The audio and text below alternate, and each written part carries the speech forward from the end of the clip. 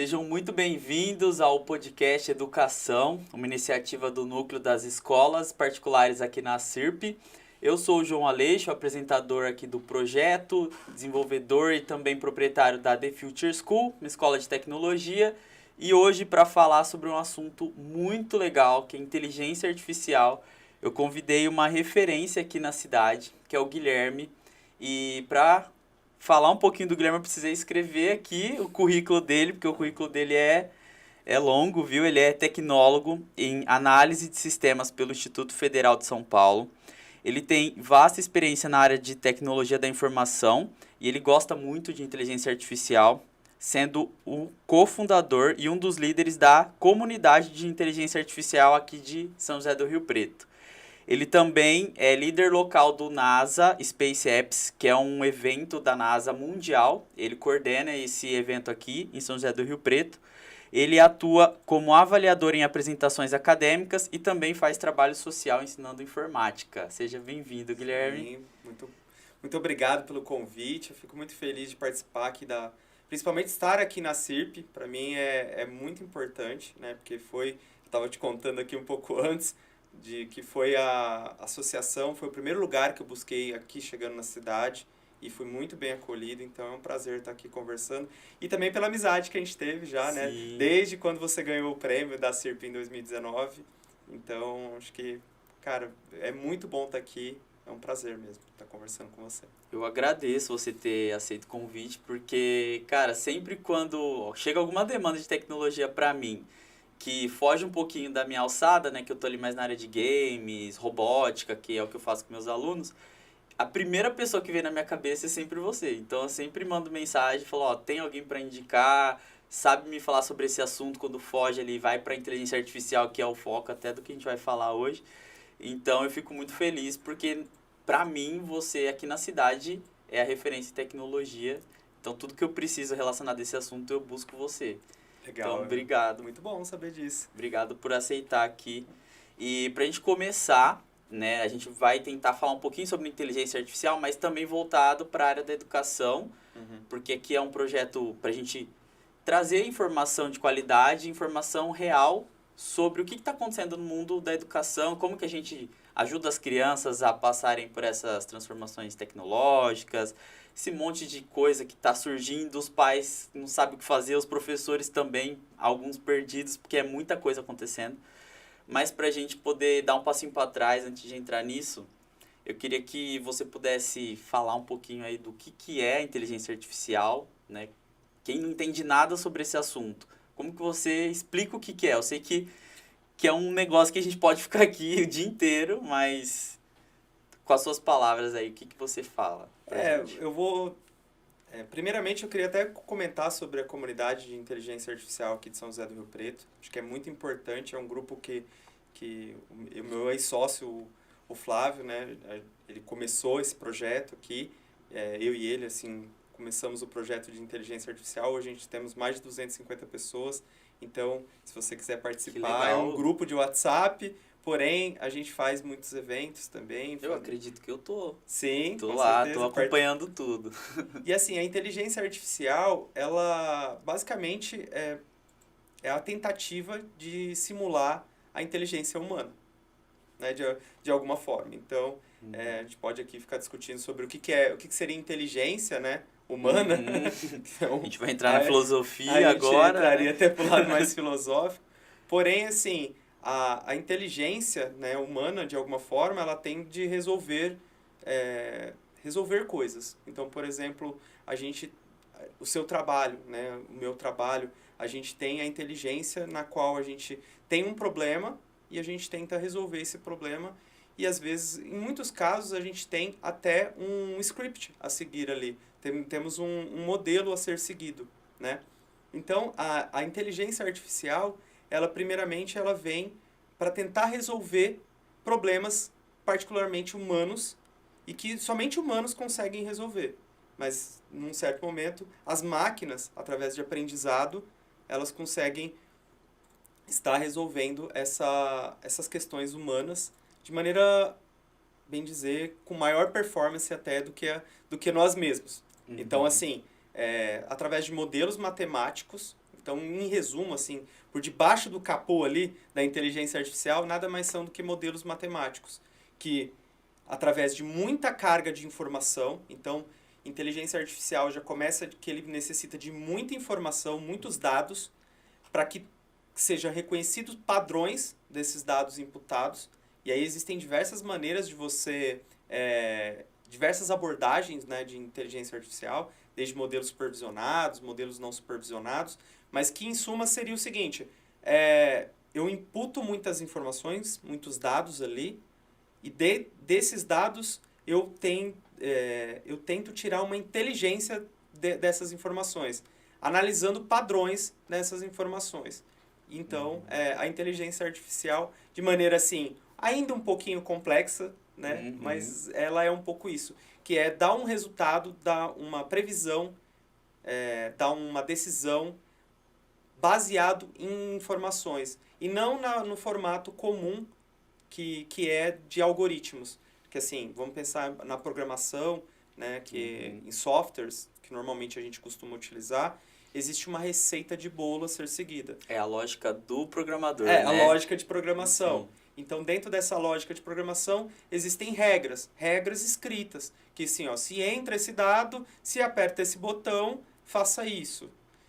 Execute tal função, faça isso. Então, é um conjunto de instruções que são executadas. Quando a gente vai para o modelo de inteligência artificial, já não tem esse miolo dessas instruções, eles não são previamente programados. Então, o que acontece? Existe um treinamento de máquina que, ao receber muitas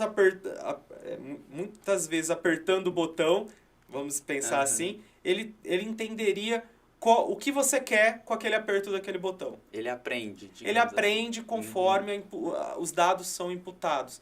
E aí vão tendo padrões, e esses padrões eles começam a acertar de uma maneira muito próxima de que um humano, ou até mais do que um humano, conseguiria acertar. Legal. Eu imagino, né, acredito que aqueles CAPTCHAs que a gente fazia muito antigamente, hoje é um pouquinho menos, que tenha o reconhecimento facial, essas questões, mas o CAPTCHA é uma forma de você ensinar também a inteligência artificial a reconhecer algum padrão ali na imagem, né? Então, selecione as imagens que são gatos, por exemplo. Mas é um modelo até baseado mais em reforço. Porque Para quem não conhece o CAPTCHA, é que quando você vai acessar alguma página na internet, para eles garantirem que é uma pessoa, eles colocam várias imagens para você poder selecionar essas imagens. Então, quando você clica sobre... então, ela vai aparecer assim para você. Quais os gatos que estão nessas imagens a seguir? Então, vão aparecer gatos e vão aparecer cachorros, vão aparecer imagens que não tem nada a ver. E aí, na verdade, essa inteligência por detrás pode já ter sido treinada. Assim, eu não conheço o sistema do CAPTCHA, mas ali o movimento nosso de ir lá e dar um clique no que é gato e dar o OK, de alguma forma eles estão treinando uma inteligência por detrás com reforço. De tipo assim, ó, tem essas imagens, a gente treinou o nosso modelo acredita que essas imagens aqui são gatos. Quando alguém vai lá e clica nessas imagens, ele está reforçando que realmente aquilo são gatos. Então, legal. Assim, eles conseguem, através de reforço, melhorar o modelo deles de análise de predição para identificação de gatos. Eu, olhando um pouquinho de fora do mundo da inteligência artificial, não trabalho muito com isso, mas eu imagino que é por isso que recentemente explodiu tão rápido assim, as questões relacionadas à inteligência artificial, porque elas vinham aprendendo muito durante muito tempo. E aí, quando a gente fala de exponencialidade, é um negócio que de um dia para a noite pode, né, atingir o mundo inteiro. E eu imagino que é isso que aconteceu, né? Elas vinham aprendendo muito e aí resolveram lançar, acho que o ChatGPT foi a primeira, assim, aberta ao público. Foi assim, famosa, tiveram né? outras, né? Tiveram outras inteligências artificiais e assim, a gente tem, só para entender também, que as inteligências artificiais, elas estão no nosso dia a dia, né? Já há algum tempo. Não vamos dizer muito tempo, mas vamos dizer, já pelo menos uns 15 anos a gente tem contato com inteligência artificial de alguma forma. Uma pesquisa no Google, lógico, os primórdios nem tanto, mas depois de uma evolução, você digitar uma informação ali no Google, ela tem uma inteligência para localização. O tradutor do próprio Google também era um formato também que se utilizava de inteligência artificial. Então, assim, tem muitas coisas que já eram... O próprio teclado nosso, ao digitar uma palavra e aparecer uma sugestão de uma próxima palavra, lógico que não em todos os casos, mas nos casos mais recentes, assim, eles já utilizam de inteligência artificial para poder prever qual que é a próxima palavra a ser escrita. Então, a gente já vivia muitas inteligências artificiais inseridas no nosso modelo. Mas, assim, até falando da comunidade mais uma vez, a gente lançou a comunidade em 2019, né? E em 2019 a gente já tinha pessoas adeptas com a inteligência artificial, de aprender, principalmente esses modelos preditivos e outros modelos também. Então a gente já tinha um hype ali, mas era um hype entre as pessoas técnicas, quem tá né? dentro do mercado, quem tava ali, dentro né? do mercado e tal. E ainda não era o hype, né? Porque você ia tentar implantar uma inteligência artificial numa empresa, você não conseguia nem explicar para os empresários o que é isso. Sim. Então, quando o ChatGPT apareceu, né, em novembro do ano passado, que é recente, disponível ao público, na verdade, em geral, eu acho que teve esse boom, porque quando eu consumi ele ali em novembro, eu já vi outras pessoas que tiveram acesso ao modelo antes contando quais eram as possibilidades que ele tinha, e quando eu usei ali em novembro, dezembro, eu fiquei espantado. Então, eu já previa, eu falei assim, olha, isso aqui vai bombar. Então, para todo mundo que eu conversava, eu falava assim, olha, isso aqui vai mudar a vida de muitas pessoas.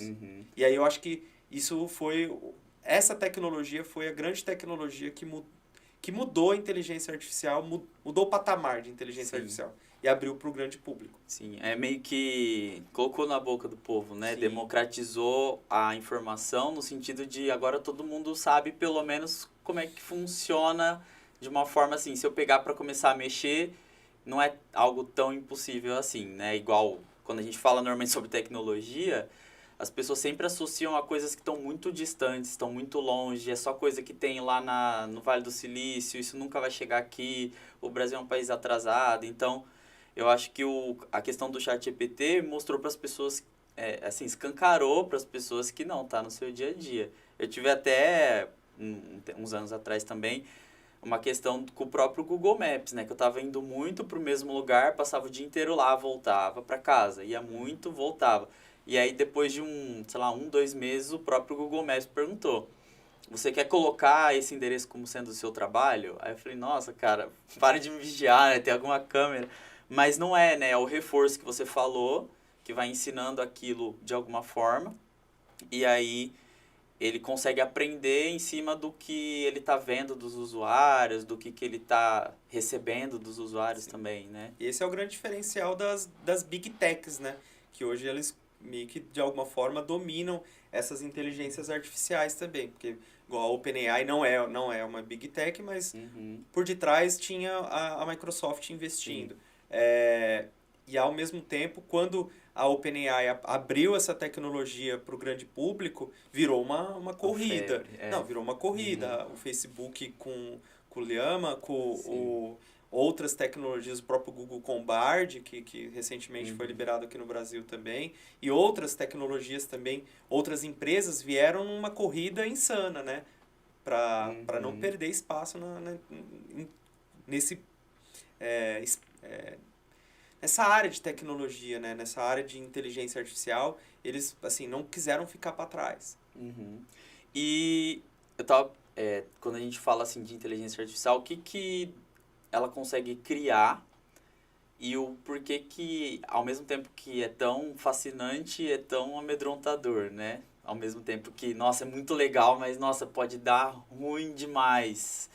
Por que tá rolando essa discussão? Eu vi que teve alguma coisa relacionada na ONU, não foi? Alguma coisa assim? Umas semanas atrás, uma discussão sobre os caminhos da inteligência artificial. Sim, tem muitos, coisas desse tipo. tem muitas empresas, muitas empresas dos Estados Unidos se reuniram para fazer uma carta, né? Várias instituições fazendo um movimento ali de, vamos conversar sobre isso, né? Porque também existe um lado assim, muitas tecnologias elas são colocadas para nós, né, para nossa utilização, mas ao mesmo tempo não tem um pensamento crítico sobre elas, né? Não Então, tem assim, um limite, né? Uma limites, regra. então, por exemplo, o uso do smartphone não é questionado, conversado, existem... Sim, sim. A gente vai começar a ver os problemas disso em breve, né? Em breve a gente vai Em começar a breve. entender. Mas assim, a parte de regulação, por exemplo, regulação do uso de inteligência artificial, por exemplo, nos feeds, né? Porque você imagina, você abre um TikTok, você abre um Facebook, o ato de você fazer o slice, de você passar o dedinho para cima, aquilo tem muita inteligência artificial para te recomendar o próximo conteúdo. Para quê? Para que você continue na rede. E então, por exemplo, essa é uma forma de utilização que... Qual que é o risco disso? Sim. Né? E aí você... As pessoas vão entrando numa bolha e não conseguem sair, os né? conteúdos que são oferecidos para eles, às vezes a pessoa fica presa por horas naquele movimento ali, Um ciclo porque sem fim. é muita dopamina, é muita informação que ele recebe, então de alguma forma ele fica preso. E as redes sociais, as inteligências artificiais, o que elas têm? Elas têm um treinamento para conseguir exatamente isso, sabe? Elas são treinadas para te dar essa emoção na hora que você sobe, de você querer o próximo, entendeu? Como se fosse uma máquina caça-níquel, assim, vamos dizer. Se você para, né, de rolar um pouquinho para ver algo que te interessa ali, questão de 1-2 segundos que você parou para ver alguma coisa, ele já entende que aquilo ali te interessa, né? Sim. E aí ele começa a mostrar mais coisa. Eu percebo, assim, que com criança, principalmente, com adulto que, né, teoricamente tem um grau de crítica um pouco mais elevado, eu acho que talvez possa ajudar na questão de economizar tempo, né? De você receber ali conteúdo que você tá a fim de ver, que te interessa. Agora, para uma criança, eu imagino que, como não tem esse filtro, 90% dos casos que a criança tem acesso a isso não é mediado por um adulto, né? Ela fica ali no celular, às vezes, o dia inteiro, rodando, ela cai num assunto que não era para a idade dela, né? Porque a inteligência artificial, às vezes, erra também, né? Acaba direcionando para um lugar que não é legal.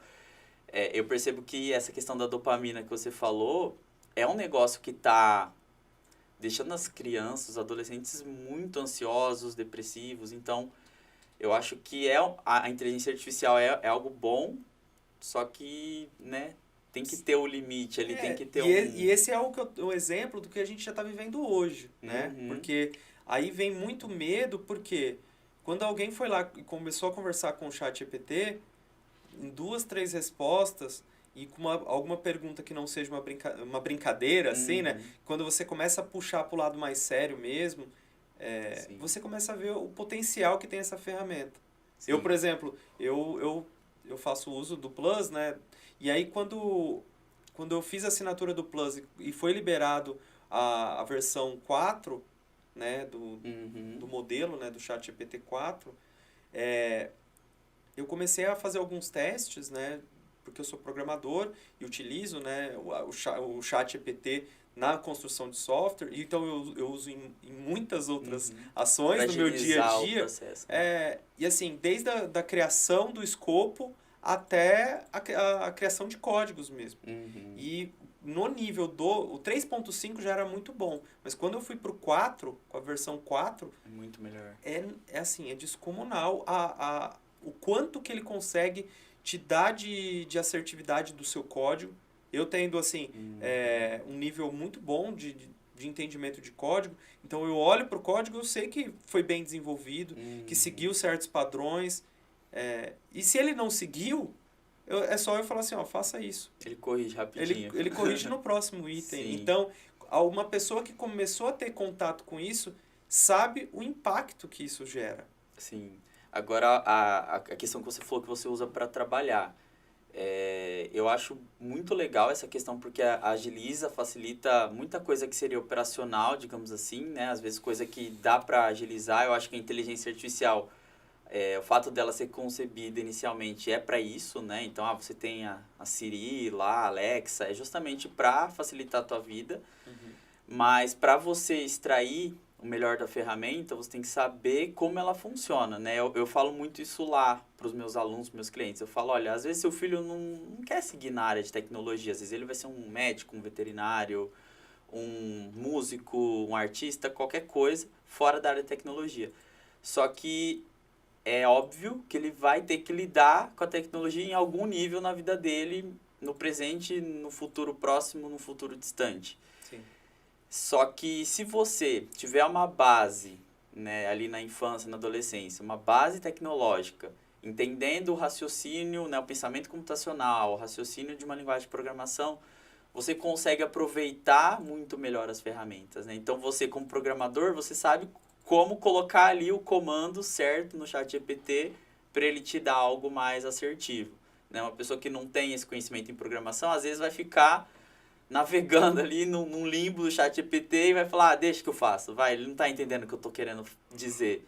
Mas, na verdade, é a pessoa que não está sabendo imputar, né, escrever ali, o que realmente ela precisa da ferramenta, sabendo como que ela trabalha. Então, eu sempre falo muito isso. Gente, não precisamos de um mundo com 100% das pessoas programando, mas precisamos das pessoas sabendo o que a ferramenta faz, como ela trabalha, como que eu extraio o melhor dela. Sim. E tem uma diferença também, porque assim, a gente teve um ingresso da tecnologia no formato que a gente está vendo hoje, ele é recente de alguma forma. Se você olhar sim. o que a gente fala de recente, assim, 100 anos não seria tão grande, né? Mas você colocar o smartphone, a gente não completou ainda 20 anos de smartphone ainda. Então, e aí você pega que uma tecnologia que está na mão de quase 80% das pessoas no mundo e 80% das pessoas tem variação de idade muito grande, né? Então, por exemplo, você tem uma criança que nasceu já existindo um smartphone, caso do meu filho, e tem pessoas que não conseguem usar o smartphone porque, assim, não conseguem lidar com tecnologia. Então, existe, vamos já para começar a conversa, existe um oceano de distância entre os níveis de utilização da tecnologia. Ponto. Sim, sim. E principalmente as pessoas que estão mais longe dessa utilização tecnológica, existe um grande medo de ficar para trás. Existe um FOMO, assim, né? Existe aquele medo de você ficar de fora. Você substituído. Você ser substituído. Estou me sentindo desvalorizado. Você substituído por uma máquina, né? Sim. Então... E ainda vem uma busca também de se recolocar, né? De buscar o mercado e tal. Porque a tecnologia vem cada vez mais tomando espaços. E quem não está adaptado à tecnologia vem perdendo espaço. Então, assim, isso é um fato. Sim. E aí, realmente, assim, a maneira da pessoa se manter atualizada com tecnologia, ela não precisa virar um programador. Um programador, sim. E assim, entender de lógica de programação é importante. Mas também se você não vai querer você agora, talvez com 40 anos, 50 anos, querer aprender lógica de programação. Você pode, tem todo o direito de aprender o que você quiser da sua vida. Mas assim, não tem a necessidade para você poder interagir com a tecnologia. Não é um requisito você ter que saber sobre isso nesse momento. Sim. Porém, é muito diferente as crianças. Eu acho que as crianças, é muito importante que elas tenham um pouco de conhecimento lógico, porque isso... os computadores têm lógica por detrás de tudo. Então, eu acredito que o ensino, ele tem que se preparar para essa nova era de inteligência artificial e de novas tecnologias, porque como que as crianças vão saber o poder de um feed? O que tem por detrás de um feed? Sim. Se ela só vai lá e consome.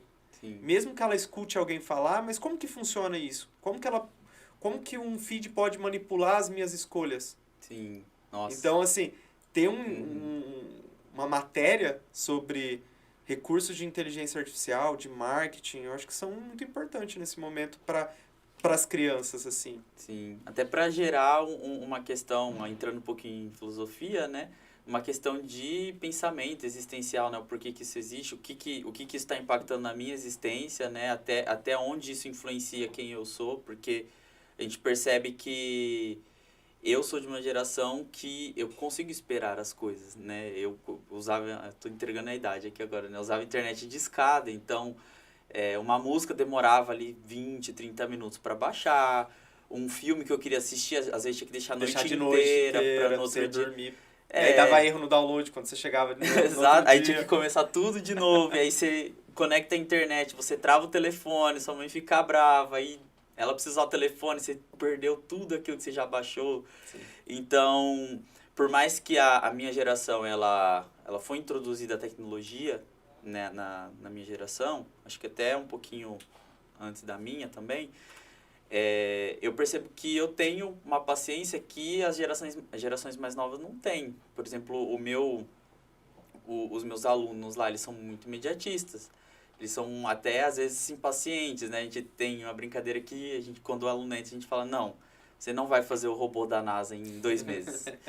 Porque é essa expectativa que eles entram. Eles veem tudo na internet, tudo fácil, tudo rápido. Se ele não tá gostando, troca. Se ele enjoou desse jogo, troca. Eu, pra trocar de jogo, né? Às vezes o pai trabalhava ali o mês inteiro pra comprar um jogo que tinha que durar até o final do ano, até o Natal, para você poder ter dinheiro para comprar outro jogo e jogar mais ali 6 meses. Uhum. Hoje em dia, você tá jogando um jogo, você recebe um anúncio de outro jogo, você já baixa outro ali, já vai entrando num loop infinito de coisas novas. Uhum. E ninguém tem a paciência de construir, né? De você, aos poucos, saber que as habilidades elas são desenvolvidas com repetição, com tempo. Sim. Mas é algo que a gente vai ter que aprender a lidar. Vai Porque, ter que assim, aprender a lidar. E assim, a gente busca proteger um pouco. Eu tenho filho, né? Então eu tento Qual que é a proteger. idade do seu Tem filho? 6 anos. 6. E ele tem bastante contato com tecnologia. Uhum. Eu acredito que, assim, a gente tem que aprender a lidar com isso, Uhum. de alguma forma. Porém, eu acho que a restrição completa... Não funciona, né? eu acho que, assim, o problema maior... Essa é uma opinião minha, não, assim, não tem embasamento... É uma opinião minha mesmo, de verdade. Sim. Eu acredito que, assim, a gente tentar restringir... nunca funcionou. A restrição nunca funcionou. Talvez, assim, você consiga retardar um tempo a um problema mais grave, entendeu? Mas, assim, se 80% da população está usando o smartphone, se o adulto está em contato com o smartphone o tempo todo, ele vai aprender por referência. Sim. E, assim, você fazer algo completamente, né, contrário, né, a um movimento que está acontecendo, é muito difícil. Eu acredito que, assim, a melhor maneira é aprender a lidar com as tecnologias. Uhum. E assim, usar da tecnologia pro seu ganho, né, individual, ou social, o que seja. Porque aí eu acho que essa é a grande sacada para as pessoas que pensam colocar isso na sua vida, ou até mesmo na sua empresa, né, na sua instituição de ensino, que seja. Como que eu não fico para trás desse movimento de tecnologia? Eu preciso estar ou à frente ou caminhando com ela, né? À frente é tentando inovar, buscando outras coisas que nunca foram criadas. Esse é um papel. Porém, esse processo de inovação, ele depende de muito know-how, muito conhecimento também, porque muitas pessoas vêm me procurar nesse momento de inteligência artificial, quero desenvolver minha IA. Como que a gente faz? E assim, existem muitos passos para isso, né? Não é basicamente, não é um passo tranquilo. E aí, num momento que você não precisa ser um criador de inteligência artificial, porque você vai virar uma empresa de software, no caso, né? Então, você pode ser um utilizador, mas um utilizador com muita experiência, com muito conhecimento. Porque a grande diferença vai ser essa. A inteligência artificial ela vai dar poderes cada vez mais surpreendentes para nós. Então, Hoje ela já está fazendo código para mim, mas Uhum. amanhã depois eu não vou nem ter que colocar o código no lugar, nem ajustar isso no arquivo. Eu não vou talvez mais precisar codificar, mas eu sei utilizar a inteligência artificial para aquilo que para o meu negócio, eu vou ter que estar evoluindo com a evolução da inteligência artificial também, e não simplesmente ficar lá e falar assim, ela roubou o meu lugar, começou a fazer o que eu faço e vou Sim, ficar aqui reclamando, entendeu? sim. Acho que tem que estar sempre na vanguarda, buscando utilizar isso no seu dia a dia. Uhum. Eu acho que a resistência sempre vai ter, né? Porque como é algo que muda muito o dia a dia das pessoas, às vezes muda uma história de uma vida, né? De uma carreira e do dia pra noite você vê que a tua profissão, ela tem o risco de desaparecer, né? E agora com as inteligências artificiais criando imagem, criando música, criando voz, criando texto, código, né? Tá surgindo as discussões, né, enormes eu vi uma que os designers estavam levantando de que o que a inteligência artificial estava fazendo, de quem que é a autoralidade disso, né? É da empresa, é do cara que escreveu lá o que ele precisava, só que a inteligência artificial ela pega referência em cima de obras de arte, então tem alguma parcela de direitos autorais nas artes que ela pega como referência, então tá gerando muito medo, muita discussão, muita coisa, mas você falou, vamos inserir isso para a gente não ficar para trás. E aí, a hora que a gente fala da educação, o que você acha que dá? Quais são as coisas boas e as coisas que a gente... Não gosto de falar coisa boa e coisa ruim. Eu gosto de falar coisas boas e coisas que a gente tem que ter atenção quando a gente fala assim da inteligência artificial aplicada no contexto educacional, numa escola, para as crianças, adolescentes. O que você acha disso? Assim, lógico que tem muitas formas, né, de se utilizar a Uhum. inteligência artificial, algumas que a gente até conversou. Uma das possibilidades que eu vejo com bastante bons olhos, né, é a personalização do ensino. Porque quando você consegue fazer um ensino de forma adaptado ao aluno, Uhum. e assim, porque os alunos têm Sim. diferentes formas de aprender, né? E assim, às vezes, quando a gente leva isso para uma escola, é um modelo quase que único. Que, assim, tô aqui, principalmente, eu vim de uma escola que tinha 40 alunos, e era um professor falando Uhum. para 40 alunos. Os 40 alunos estariam aprendendo da mesma forma? Com certeza não. E ali, assim, quando você consegue introduzir inteligência artificial no formato de ensino, você consegue, de alguma forma, adaptar o conteúdo para que aquele aluno, né, consiga entender e tirar o maior proveito para dar o próximo passo. E o próprio aluno consegue, por ele mesmo, buscar a informação quando ele tem a necessidade. Porque basicamente, eu quero fazer um código, igual eu falei. Uhum. Eu não sou programador, mas eu quero fazer um código. Eu quero fazer um código que faça isso e isso. Aí ele vai começar a te dar um monte de explicação lá de como fazer o código. Aí você fala assim, não, mas eu não entendo isso. O que é isso? E ele vai te Ele vai te responder. explicar. Mas o que é isso? Então, retorno. Agora eu entendi. Agora eu gostaria de fazer isso e isso. Se você for numa conversa fluida com o próprio ChatGPT hoje, de forma personalizada, você consegue aprender. Então, assim... Vira seu professor ali. Seu Mas mediador, aí o né? professor fala assim, mas aí eu perco meu papel? Jamais. Eu acho que, Uhum. assim, o aluno, ele vai ter necessidade de ter outro para ensinar. Uhum. Que seja a máquina, Sim. ou que seja o professor, principalmente o professor aliado com a tecnologia, entendeu? Para que ele consiga oferecer... ele vai ser muito mais um orientador do que o detentor do conteúdo, entendeu? Porque o professor sempre foi O dono do poder, né? O mestre dos magos, o que nunca podia falar que não sabia, que não sabia algo, né? Exatamente. Mas é muito engraçado isso, porque a questão que você falou, né? Vou perder meu emprego, os professores? Eu acredito fortemente que é uma das poucas profissões que estão com o emprego garantido, porque o processo de aprendizagem, ele não é só o conteúdo, ele tem a questão da afetividade. Quantas vezes você não gerou um bloqueio em uma matéria que você não gostava do professor? Ou uma matéria que você até nem era tão bom assim, mas você se desenvolveu muito bem porque o professor era legal, era gente boa. Então, essa questão da afetividade, do relacionamento, ele auxilia ou, né, atrapalha o processo de aprendizagem. Então, a questão do professor é muito isso. Você falou, o ChatGPT até pode saber o que é que eu quero, mas ele é frio, né? Ele é um robô. E eu coloco outro ponto, assim, que você falou, até conectando um pouco com o que você disse sobre a parte de legislação, né, de direito autoral, mas e trazendo também conectado a isso, assim, a de perder os empregos e tal. A gente está muito focado na parte econômica da coisa. Porque, de alguma forma, todas essas questões, né, do medo de perder o emprego, até mesmo a regra de direitos autorais, elas estão ligadas à parte econômica. Sim. Então, assim, o modelo atual econômico que a gente tem, ele vai ser transformado. Da mesma forma que, por exemplo, os músicos, eles, quando veio a tecnologia do streaming de música, sim. eles tiveram que se adaptar, de entender aonde, assim, eu não vou ganhar mais dinheiro vendendo CD, disco.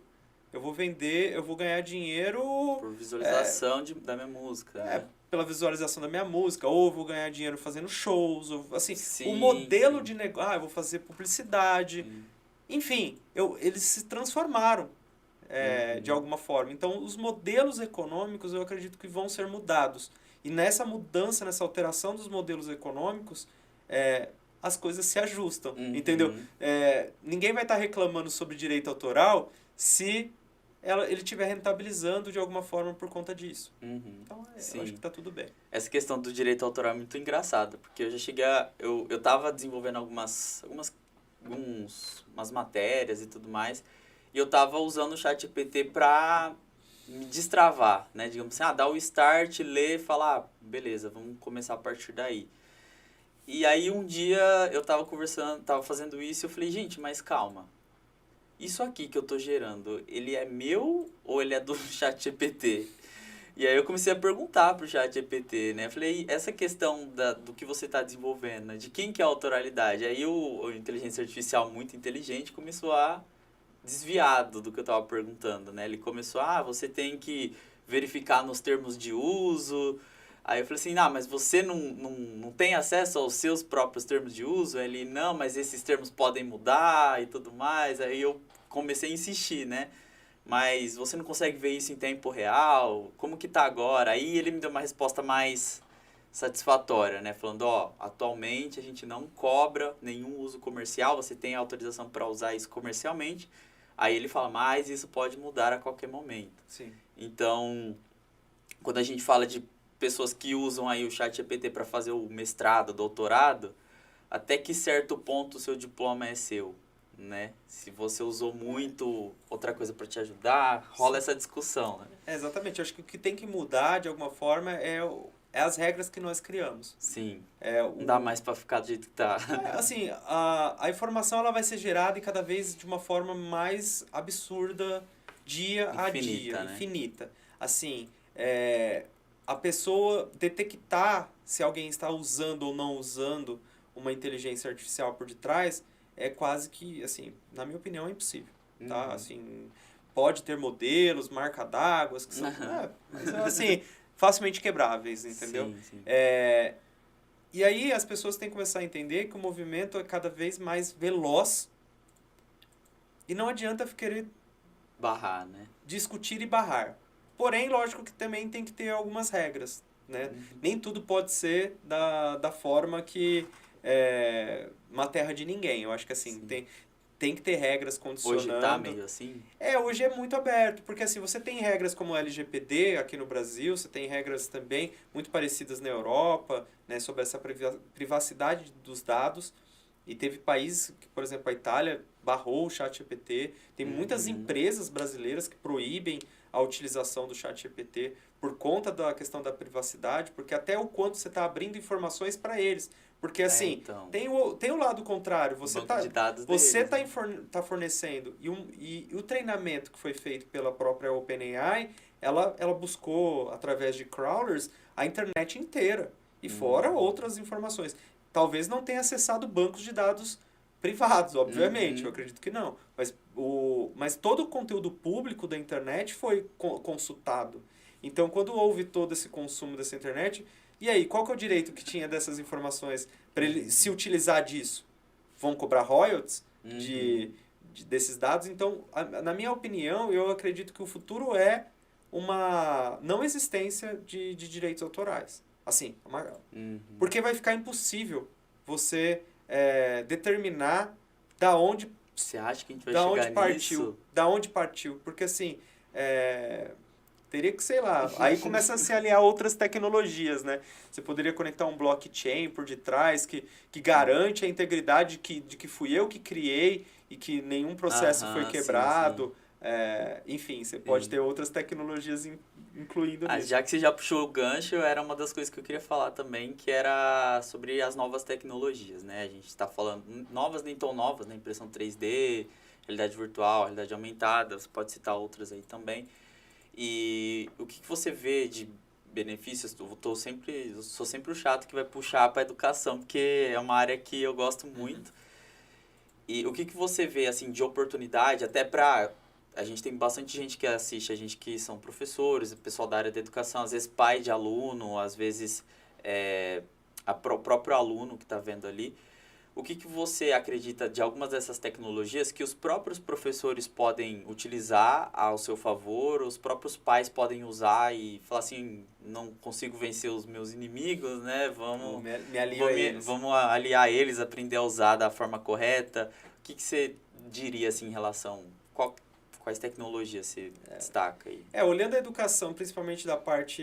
que normalmente a educação, parte do infantil, vai... assim, de 1, 2 ali, né? Você vai ali até a adolescência, né? Então tem bastante disso, assim. A educação é muito forte nesse período. Então a gente fala muito da educação da infantil até os adolescentes ali. Muito forte. E esse grupo é muito conectado com games. Sim. Os games fazem parte da vida deles. E assim, a educação, quando você consegue conciliar através dos games, eu acho que de forma efetiva você consegue ensinar a outra pessoa, sabe? Então, exemplo, em casa eu jogo Minecraft com meu filho. E eu tento, de alguma forma... Não, porque é o seguinte, ele vai estar lá de alguma forma. E se ele não estiver lá, ele queria estar lá. Sim. De alguma forma. E assim, eu falei assim, vou jogar Minecraft com ele e vou mostrar alguns aprendizados que eu quero que ele tenha na vida através do jogo. Sim. Entendeu? Então, por exemplo, até num jogo mais simples, o Mario Super World, eu tô jogando com ele de vez em quando. Ele vai para tentar passar de uma fase, são fases difíceis de jogar. Sim. E aí, uma outra geração. Né? E é um treinamento que você tem que dar de assim, não passou da fase? Tenta de novo. Sim. Tenta de novo. E não tem nem tutorial, né? Nem ensina você a jogar. Você pega e se vira, vai tentando. Não, e mesmo assim, aí o que eu acho legal é o seguinte, aí ele foi na internet e procurou no YouTube como passar daquela fase. Com 6 anos. Sim. E assim, eu falei, aí você fica naquele pensamento, nossa, mas ele já tá buscando um atalho, né? Mas, cara, buscando uma solução. Ele tá buscando uma solução. Sim. Então, assim, você usar essas ferramentas tecnológicas, que a gente tem hoje o próprio YouTube, vídeos, games, mas até novas tecnologias que podem vir aí e que já tem, né? Já tem acesso. Lógico, tem que medir cada uma das tecnologias, o momento de você expor as crianças, né? A esse tipo de tecnologia, igual, por exemplo, o próprio VR, eles falam que a imersão é tão grande que realmente é desaconselhável abaixo de uma certa idade. Então, sim. Lógico, tem que ter todo o cuidado disso. Porém, assim, são maneiras. Eu vi, por exemplo, uma escola que ensina através de realidade virtual. E que também a gente vai começar a ter muita presença de realidade aumentada através de óculos um pouco mais... menos imersivos, mas que você vai conseguir ter contato com inteligências artificiais, conectado com 6G, que está vindo aí com uma velocidade absurda de conexão. Ao mesmo tempo, você conseguindo organizar isso e ter a segurança de blockchains. Então, assim, vão ter várias ferramentas e, assim, o ensino, na parte de ensino, eu visualizo muito a imersão dos alunos nos contextos que você quer ensinar. Então, por exemplo, você quer ensinar sobre, sei lá, a Revolução Francesa. Uhum. E aí, como que eu vou mostrar como que foi a Revolução Francesa? Eu tive professores que contaram as histórias daquele momento, né? De como que contou histórias de forma, assim, imersiva, viventes, né? que eu falei, nossa, eu fiquei impressionado de ouvir.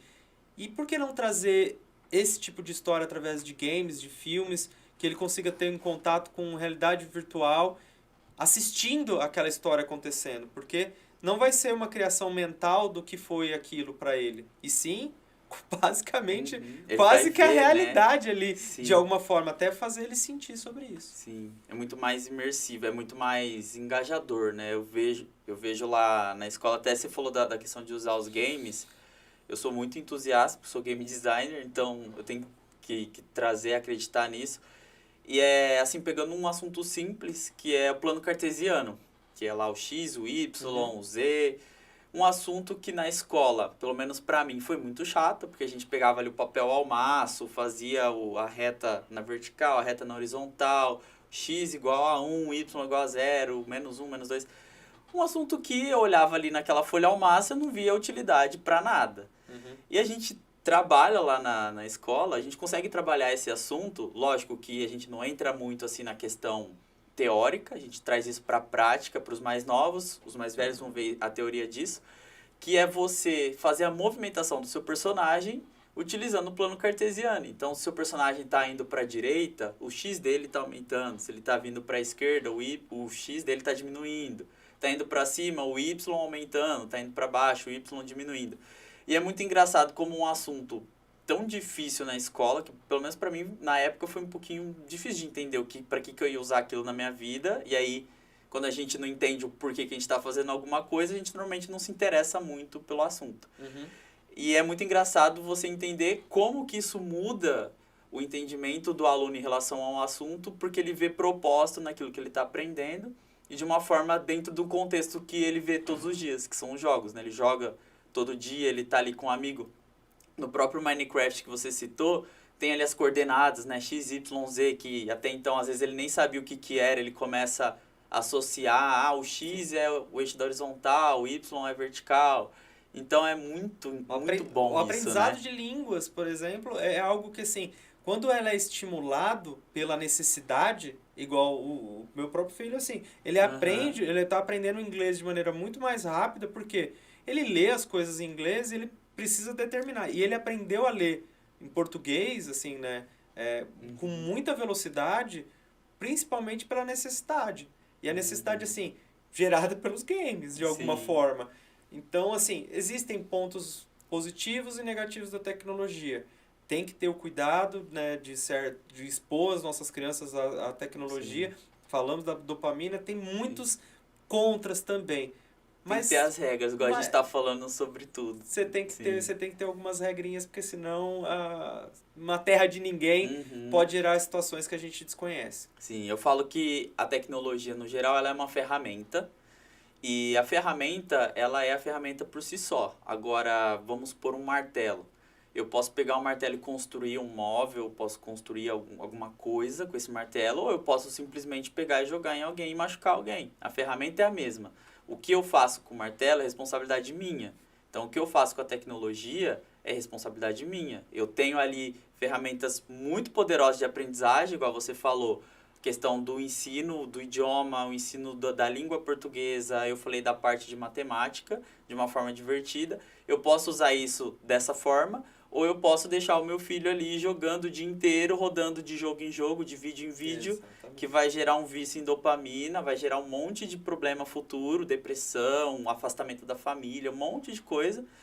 Só que a ferramenta é a mesma. Ao mesmo tempo que eu tenho crianças aproveitando essa ferramenta de uma forma positiva, eu tenho crianças que, às vezes, por falta de intermédio ali, estão imersas numa experiência que não vai gerar frutos. Então, essa questão que você falou... Não pode ser tratado como vilão e também nem como o salvador de tudo, exatamente, entendeu? Então, exatamente. Você tem que ter parcimônia ali para tentar chegar numa equalização de tirar o melhor proveito, né? Sim. Com certeza. Inclusive, a questão com a inteligência artificial, né? Que é uma ferramenta, uma grande ferramenta que pode te potencializar te ajudar no seu trabalho.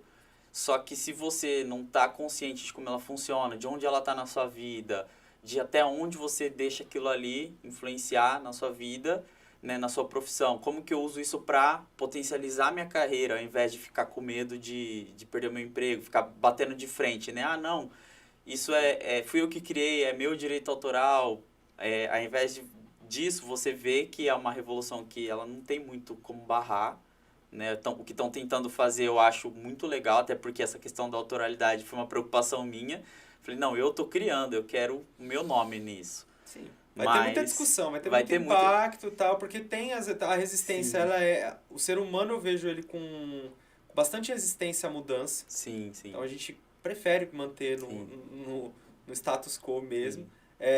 Porém, assim, a tecnologia, ela tá vindo de muitas frentes, igual eu te falei. Então, assim, coisa, né? são muitas formas. Então, assim, tem a inteligência artificial, mas tem vários modelos que estão sendo criados e que fazem milhões de coisas.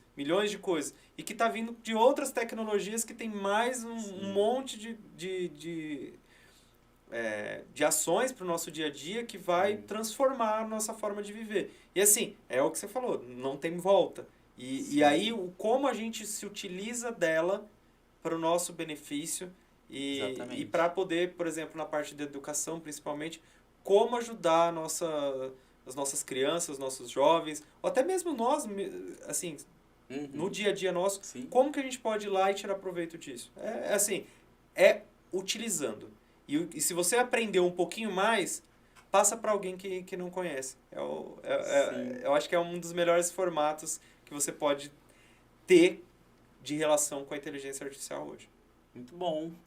Bom, eu queria que você fizesse um convite para o pessoal falando um pouquinho da comunidade. É só desenvolvedor que pode entrar lá? Não funciona? Explica aí um pouquinho pra gente. Não, a comunidade é uma comunidade aberta. Eu vou até colocar lá tem um site, iarriopreto.com.br. Vou deixar o link lá para quem quiser participar da comunidade. É uma comunidade através do WhatsApp que a gente usa hoje. Já tentamos outros formatos aí, mas o WhatsApp acabou ficando no final. E é para todo mundo. Qualquer pessoa que goste do assunto, que queira participar, ela pode participar. Nós fazemos normalmente eventos mensais e o grupo troca mensagens sobre o conteúdo. A gente já fez muitos eventos no começo, né? De fazer muitos eventos presenciais. A gente está tentando retomar esses eventos presenciais no Parque Tecnológico, né? Até a gente fazia muitos lá e fizemos em outras universidades aqui em Rio Preto, fizemos na Unesp, fizemos na Unirp.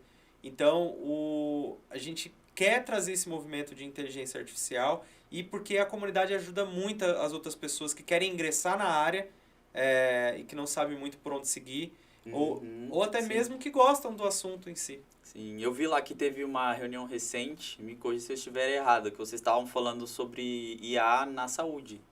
É isso? A gente falou de IA, exatamente, assim, não só da saúde, a gente falou sobre IA na utilização das empresas mesmo. Nas empresas em geral. Sim. Mas assim, são assuntos, são só pautas que a gente abre lá para poder ter um lugar para poder conversar. Um ponto de partida, um motivo para poder conversar e falar sobre inteligência artificial, poder conhecer outras pessoas também da área. Então, temos muitos profissionais ali que já estão na área trabalhando e tal, e que ajudam outras pessoas que estão ingressando. E esse movimento no início foi muito importante porque teve muitas pessoas que estão ali que não eram da área e hoje são da área por conta da comunidade. Então, assim... porque é um assunto incrível, né? É um assunto incrível. Então, fica o convite para participar, iarriopreto.com.br. Eu vou deixar o link lá para vocês conseguirem acessar a comunidade através do WhatsApp. Maravilha. Bom, Guilherme, a gente vai encerrando por aqui. Eu queria que você desse um recado especial para o pessoal que gosta desse assunto, que às vezes está um pouco preocupado se vai perder o emprego, se não vai. Os pais que às vezes estão olhando para essa mudança tecnológica não sabem muito o que fazer. Então, fica à vontade para dar um recado geral aí para a galera, também desenvolvedores novos, plenos, seniors que estão podendo assistir aqui com a gente. Então, fica à vontade para fazer um encerramento aí e deixar uma mensagem final pro pessoal. Primeiramente, queria agradecer o convite. Assim, a CIRP é muito importante assim, na minha vida aqui em São José do Rio Preto. Então, é um prazer estar aqui conversando com você também. E, assim, da inteligência artificial, o recado que eu quero deixar é que, assim, não deixaria de lado a inteligência artificial como algo assim, não é para mim e eu não preciso saber sobre esse conteúdo. Eu acho que é importante para todas as pessoas terem entendimento sobre essas ferramentas, conhecer de fato e utilizá-las. Porque vai haver uma diferença muito grande de profissionais que utilizam e não utilizam. A ferramenta está aí, né? Assim, a mesma coisa de alguém trocar um pneu de carro na mão e o outro trocar com macaco. Assim, tem coisas que pode até ser possível de ser feito, mas não faz sentido. Não faz sentido você ficar não utilizar das ferramentas que já existem. Né? E, por outro lado, também não cair no lado do medo excessivo. Porque você só começa a diminuir seu medo conforme você começa a dominar essas ferramentas. E aí você vê que também elas não vão substituir o ser humano. É o medo do desconhecido, né? Elas não vão substituir o ser humano. Aí vão mudar como os seres humanos vivem e não substituí-los. Né? Então, acho que é esse recado para não ter esse medo também. Porque esse medo, de alguma forma, só faz mal e afasta da própria utilização da ferramenta. Maravilha. Bom, Guilherme, muito obrigado pelo seu tempo. Sei que também você anda corrido por aí. Obrigado pelo seu conteúdo. Que, cara, chamar alguém do mercado que participa disso, que está vivendo isso todos os dias, é muito diferente de pegar alguém que só leu alguma coisa, só viu uma matéria para falar sobre o assunto. Acho que a gente conseguiu aprofundar bastante em alguns tópicos e eu queria agradecer o seu tempo, sua presença. Eu queria agradecer também à CIRP pela oportunidade de estar à frente desse projeto, ao Núcleo das Escolas também, né, o podcast Educação. É um projeto das escolas particulares, do Núcleo das Escolas Particulares aqui na CIRP, e eu estou muito feliz de fazer parte disso. Então, gostaria de agradecer todo mundo da CIRP, o Guilherme aqui pela presença, o pessoal também aqui do estúdio. Então, muito obrigado e a gente se vê no próximo episódio.